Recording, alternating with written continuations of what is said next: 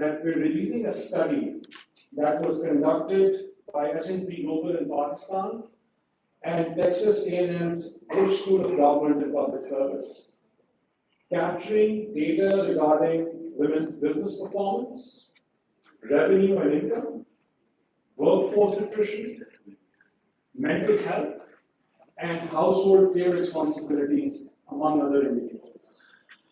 I will also share that these last two components are components that are not captured in usual studies, mental health and household care responsibilities. So we're very pleased with the data that we are seeing and the impact that that's going to create and the discourse that that's going to generate. And to turn this data and insight into action, S&P Global, in partnership with the US-Pakistan Women's Council, will be hosting one-day deep dive workshops in Karachi, Lahore, and Islamabad. We're very pleased with our partnership and the support that we're getting from the embassy here in Islamabad, as well as our colleagues in the State Department from the US-Pakistan Women's Council. We're looking forward to further that partnership and do these deep dive workshops that will allow everyone to really look at what this data means and so we can take actionable steps afterwards. Lastly, I would like to thank once again everyone for taking the time this evening to join us. And I invite you all. We have members from the corporate sector, we have members from academia, we have members that represent the non-for-profit sector. I invite you all to join us in supporting this belief that through data, dialogue, and commitments made by the private sector, by the corporate sector, by the educational institutions, the Pakistan Future of Women and Work initiative will inform the government, policymakers, as well as the corporate sector on how we can take action to address challenges that women are facing in Pakistan's economy and give them an opportunity to contribute more and effectively in this country's development. And I think this is especially more relevant considering the economic situation that we face. So with that, we will be moving on. I believe I mentioned that the study was conducted in partnership with the University of Texas A&M's Bush School of Governance and Business. Dr. Raymond Robertson was a key contributor to the study. He designed various indicators as well as built the narrative on the study. I believe we have a video message for him. If we can cue that up, please.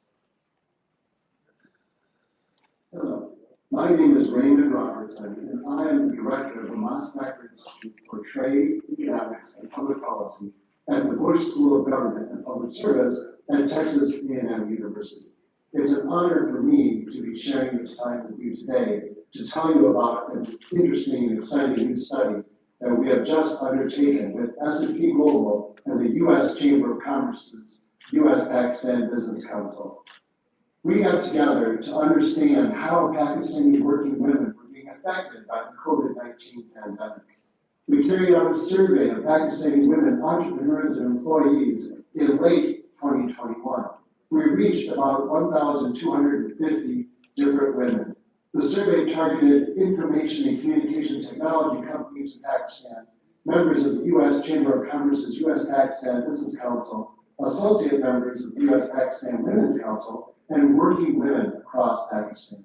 The study focuses on three critical dimensions of the impact of COVID-19 on working Pakistani women. First, employment and earnings in the formal labor market. Second, care work at home for self and family. And third, the psychological toll of the crisis. The main results illustrate the COVID-19 disruption had important impacts on all three dimensions. Most studies from other countries focus on the first two dimensions, and the results from this study are unique in a number of ways, but they especially show how the psychological toll was very significant for Pakistani women. Entrepreneurs suffered from supply chain disruptions and employment shortages. working with the lost time of work and many lost income. But importantly, care work at home increased significantly as a result of either being laid off, getting COVID-19, and having children staying at home from school. Our study is especially unique in that it asks about 6 key areas of potential psychological toll and finds that increasing anxiety and domestic conflict, which are both expected results of the COVID-19 disruptions, and probably something you've been talking about in your family and workplaces for quite some time, were the most common responses. We did a more sophisticated regression analysis that accounts for a wide range of other variables, and we find that the main psychological toll came in the form of heightened anxiety, which was either driven by getting COVID-19 or increased care work at home. The main result then from the study shows that professional women, especially in the middle income range, bear a disproportionate share of care responsibilities at the time of crisis. And the variable most strongly associated with reducing that anxiety was having paid help within the home. This has important policy implications because it tells us that policymakers would be justified in providing support for working women both directly and indirectly in the form of replacing lost income and expanding child care outcomes. This was a terrible crisis, but we've learned a lot and has important policy implications. We appreciate your support and look forward to the discussion. Thank you. We will virtually thank Dr. Raymond for his contribution. I know this was not easy. We had a lot of back and forth. The Diversity Research Lab from S&P Global was also involved in the formulation and tabulation of the data. So we thank Dr. Raymond and the University of Texas A&M for their contribution in making this study that, as I mentioned earlier, is perhaps one of the first of its kind for Pakistan. There are other studies available conducted by other international bodies for Bangladesh, for Sri Lanka, for India, but this is perhaps the first of its kind that's been done for Pakistan. My next speaker that I would invite to share a few thoughts is His Excellency the Ambassador. I'll give a brief intro before calling on talk to all of us. Ambassador Bloom was sworn in as the U.S. Ambassador to Pakistan on April 11th, 2022. Ambassador Bloom most recently served as the U.S. Ambassador to Tunisia from 2019 to 2022. Ambassador Bloom also served as Charge d'Affaires at the Libya External Office in Tunis, Tunisia, and Consul General at the U.S. Consulate in Jerusalem. Previously, he served the Department of State as Director Office of the Libyan Peninsula Affairs, Political Counselor in the Embassy in Kabul, Afghanistan, Minister, Counselor for Economic and Political Affairs at the Embassy in Cairo. He also served as the civilian co-director for Multinational Force Strategic Engagement Center in Baghdad, and as Political Counselor in the Embassy in Kuwait. As you can tell, many distinguished and extensive career for service. I would now like to invite His Excellency the U.S. Ambassador in Pakistan, Mr. Ron Bloom, to come and say a few words. Thank you, sir.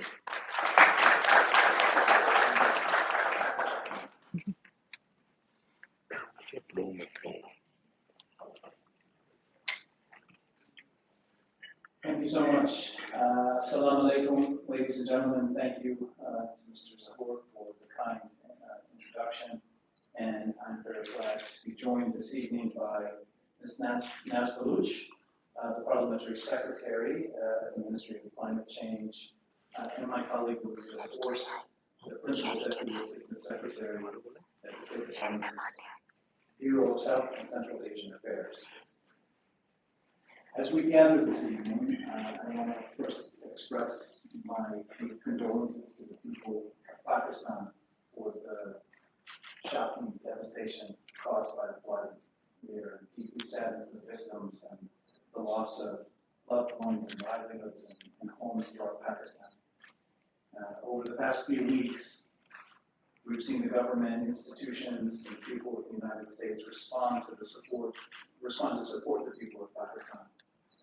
U.S. companies have collectively donated millions of dollars in humanitarian and other urgently needed supplies to those in need. everyday American citizens have been donating to charities and leading fundraisers to assist families, friends, and perfect strangers. On the government side, we've seen members of the U.S. Congress visit flood-affected areas, as well as senior leaders from the Department of State, the Department of Defense, the White House, and the administrative powers of the U.S. Agency for International Development. She was in Pakistan last week to observe the impacts of the floods, see firsthand the ongoing U.S. efforts to support the people of Pakistan, and to meet with Pakistani counterparts to discuss ways the United States can help in both the short and the long term.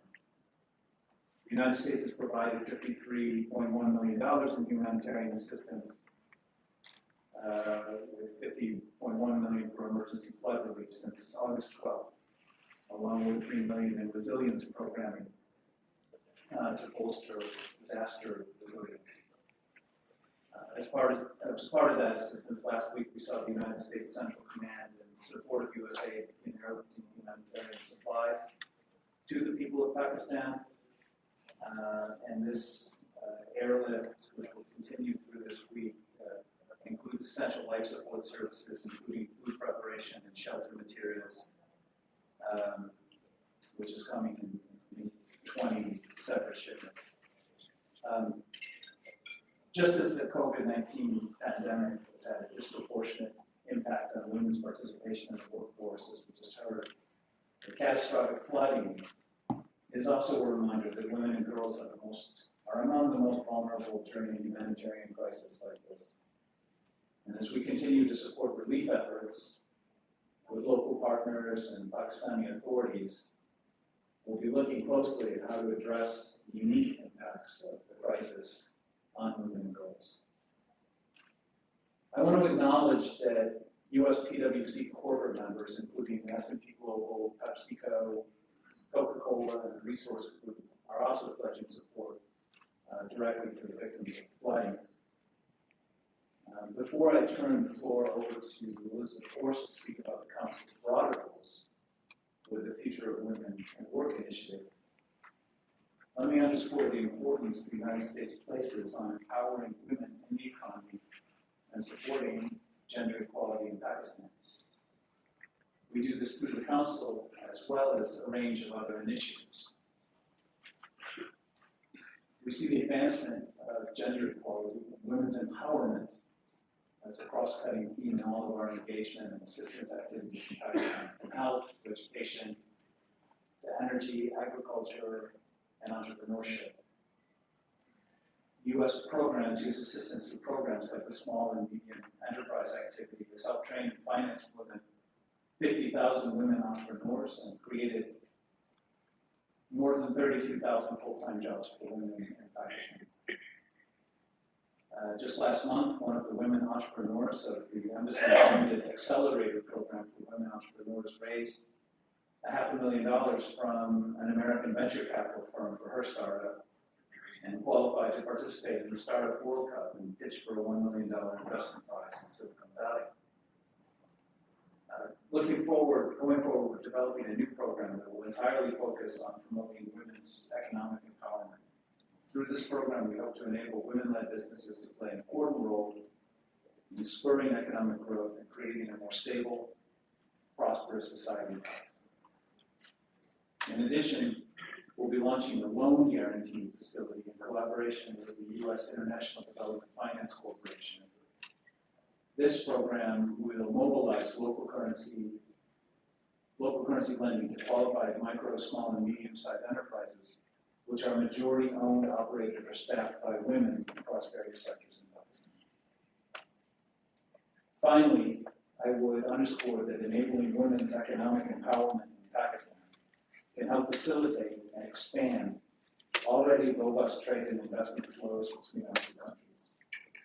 This further strengthens our partnership in a year in which we celebrate 75 years of diplomatic relations. The United States remains Pakistan's top destination for exports and one of Pakistan's largest sources of foreign direct investment. U.S. investment has been up 50% last year and is now the highest it's been in over a decade. I'll conclude by thanking S&P Global, Texas A&M University, and the U.S. Chamber of Commerce's U.S.-Pakistan Business Council. This initiative would not have been possible without their support.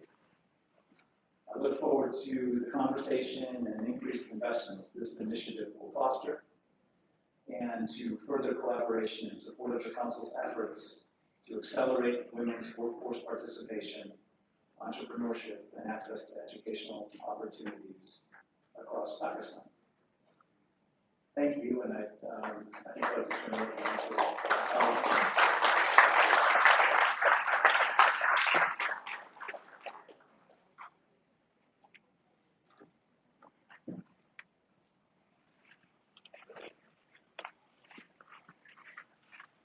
Thank you, Mr. Ambassador, for sharing some of the initiatives that are coming up.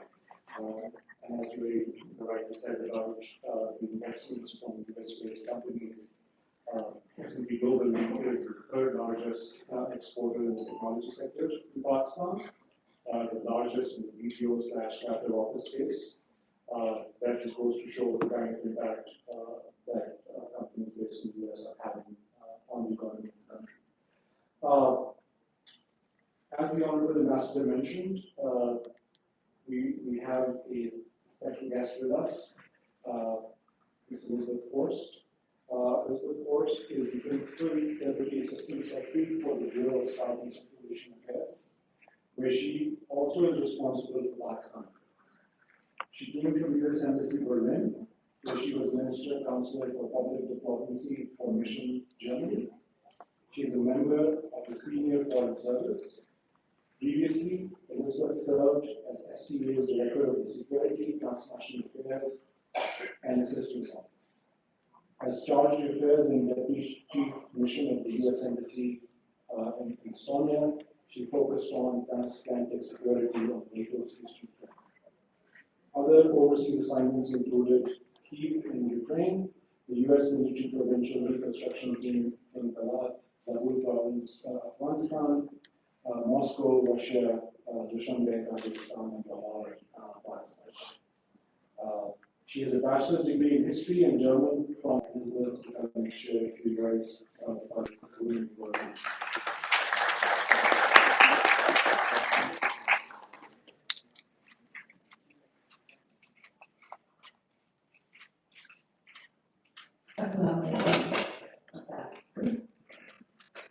So, thank you so much for the invitation to be here today. It is wonderful to be back in Pakistan. As you mentioned, I served in Lahore from 2001 to 2003. I remember when this hotel opened. So I have a long history with Pakistan. It's a delight to be back and to be working on this portfolio, both with my American colleagues here at the mission and also with all of our Pakistani colleagues. To the U.S.-Pakistan Women's Council members and friends, a very special welcome and thank you. And before I begin on the topic today, I want to echo Ambassador Moon's comments and express my condolences and support for the devastating floods. There are so many lives that are at stake, so much has been lost, and I hope we can work together to rebuild during a difficult time. The Council, as you know, is a unique public-private partnership between the State Department and Texas A&M University that works closely with partners in Pakistan and the United States to promote women's economic empowerment in Pakistan.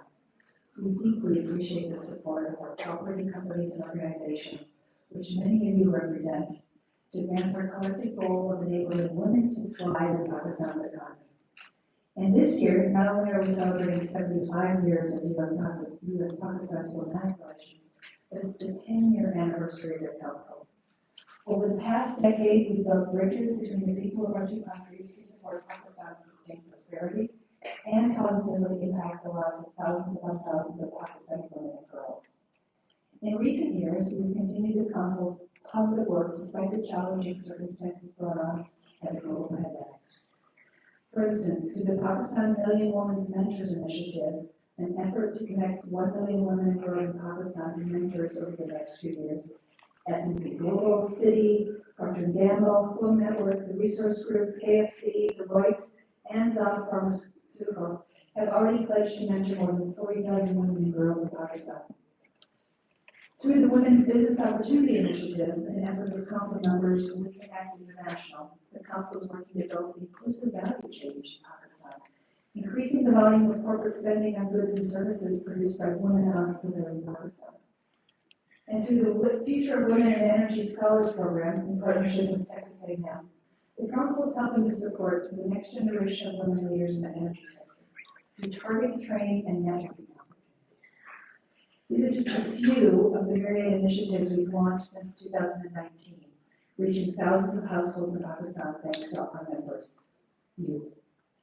So why are we doing this? Why does women's economic advancement matter?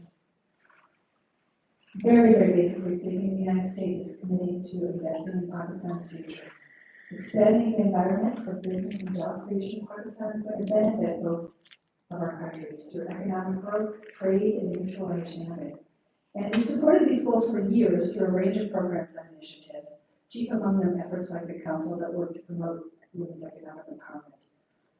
We know in economic terms that the gains from investing in women and girls are immense. We don't have to look any further than our own backyard in the United States to understand the stakes, as an example. In the United States, over the course of the pandemic, more than 3 million women left the U.S. workforce. The dual burden of family care and work became too challenging to manage. And this is something I think that's similar to what we're going to see in the report that was just produced. This burden of care, the mental health burdens, it's not just a problem in Pakistan, this is something that has impacted the female workforce in the United States as well. Vice President Kamala Harris rightfully called the impact of women's departure from the economy a national emergency. So it's no surprise that the U.S. Federal Reserve highlighted women's workforce participation as a priority for our own economic recovery. The participation of women, particularly minority women, has been critical to U.S. economic growth since World War II. In the United States, the women's labor force participation has nearly doubled since 1950. Because of this, the United States economy grew by $2 trillion. When women joined the workforce, wages went up for everyone across the United States. And women's income accounts for the most recent increase in family income in recent decades. What does that mean for Pakistan? Well, here right now, women represent roughly half the population, and yet the workforce participation is among the lowest in the world at 20%.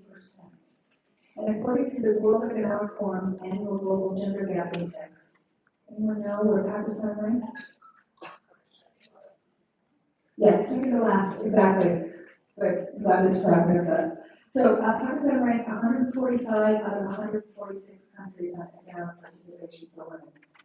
And this basically means Pakistan is leaving money on the table, money for growth. There's so much untapped potential for economic growth and prosperity if we can bring more women into the workforce. We've seen, this is all gloomy news, we've seen that women's participation rate has doubled in Pakistan in the last 2 decades. So accelerating this progress and getting beyond 20% is going to be really essential. How do we do that? Focusing on priority areas like increased access to education, trainings, and support for women entrepreneurs. All of these are going to help increase gender parity in women's workforce participation. Basically put, women are Pakistan's most underutilized resource, and investment in the empowerment of women and girls could have an enormous upside with the potential for the transformation of Pakistan's economic growth and income inequality. It's going to be all the more important when you consider the macroeconomic challenges facing Pakistan even before the floods, but now with the floods. I want to talk a little bit about the disproportionate impact of COVID-19 on women. And this is something I think that the report lays out very nicely. We have to recognize and respond to the past 2 years that were revealed and exacerbated gender